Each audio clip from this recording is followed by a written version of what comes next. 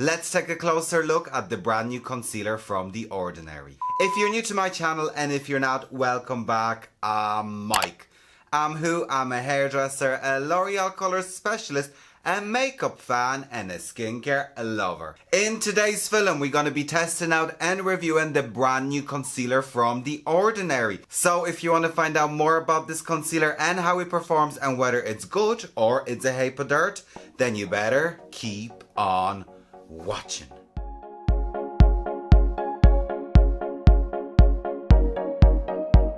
What is the story, everyone? This day has finally come. We have got the brand new concealer from The Ordinary. I love The Ordinary. I love their foundation. I love their skincare. I do use their products.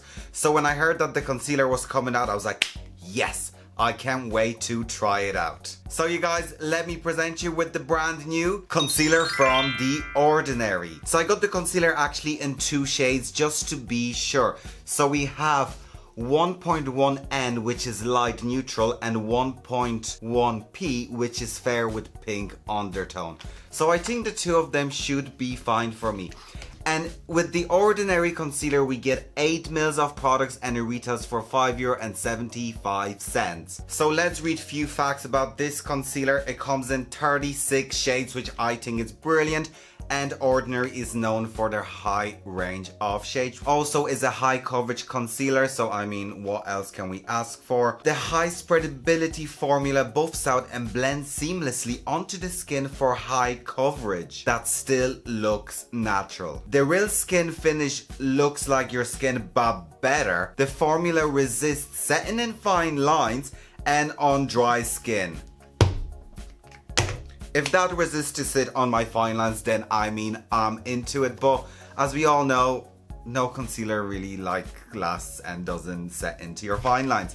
So you guys, I'm going to open the two of them and we're going to swatch them. So let's look at the packaging inside. Very simple, very ordinary, and yeah, I mean, it's nice packaging as long as the product is good. And it's nice and petite, so just fit into your bag or if you're traveling. Now I did read on the Ordinary website that the concealers are actually slightly lighter than your foundation shade. So for example, if you 1.1, the concealer is slightly lighter than a 1.1, and I think that's to do so if you're 1.1, if you want a brightening concealer, that's going to brighten it up. That's the only thing I can think of. Right, so this is 1.1p, so let me just swatch that.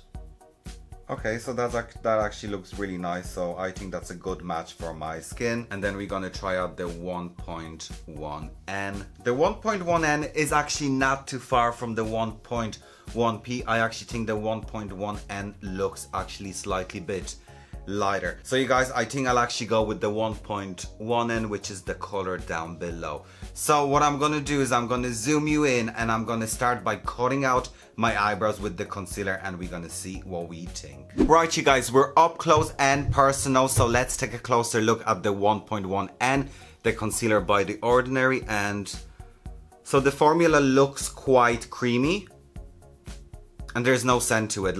There's actually no scent to it whatsoever. I'm just gonna dip my finger on it and just buff that out slightly on my hand. And yeah, it's giving me a nice light coverage.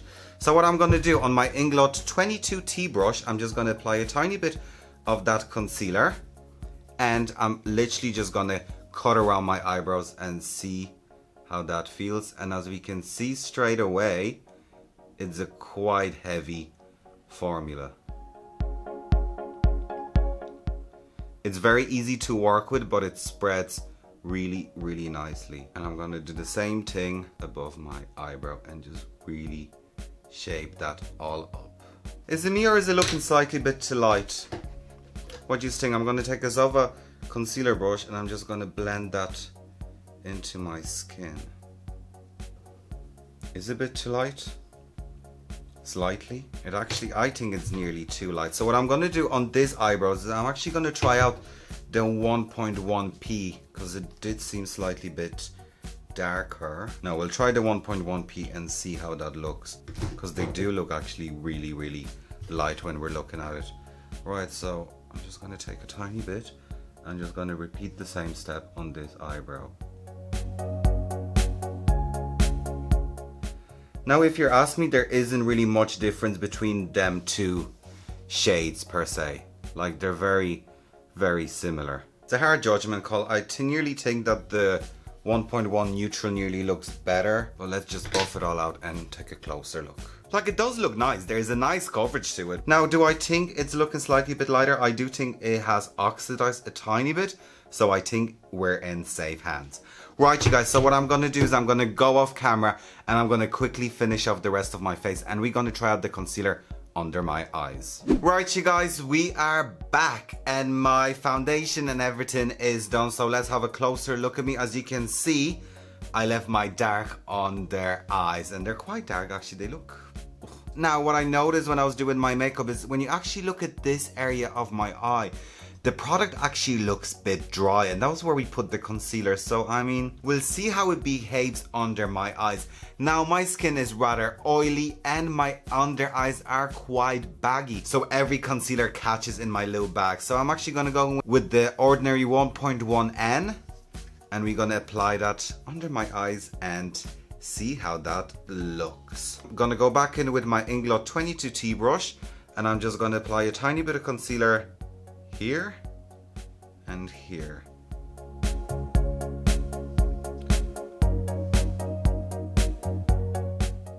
And then a tiny bit on the tip of my nose, just through here, tiny bit on my bridge, and then just a tiny bit through here, just to brighten up the forehead slightly. Now when I'm looking at the color against the foundation, it actually looks pretty fine, so I'm going to take my e.l.f. Flawless Concealer brush and I'm just going to buff the product out. Now I must say the product is rather drying. If you ask me, the formula is more on the drier side.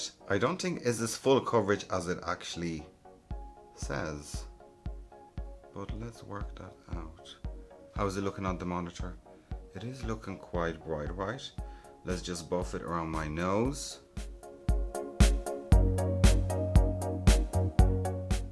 And just buff that out.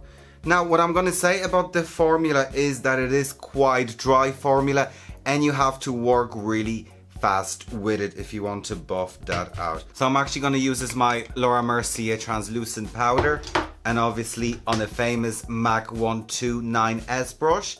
I'm just going to put that here and we're just going to apply it under my eye and just tiny bit through my nose.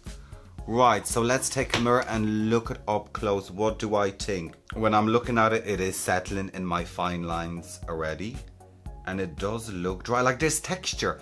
I don't know if you can see it. Can you see it? When I powdered here, there's like a little bit of texture. And even here, it is quite textury looking. So, and even around my nose, that never really happens with a concealer for me. So, right, so what I'm going to do is, what time is it?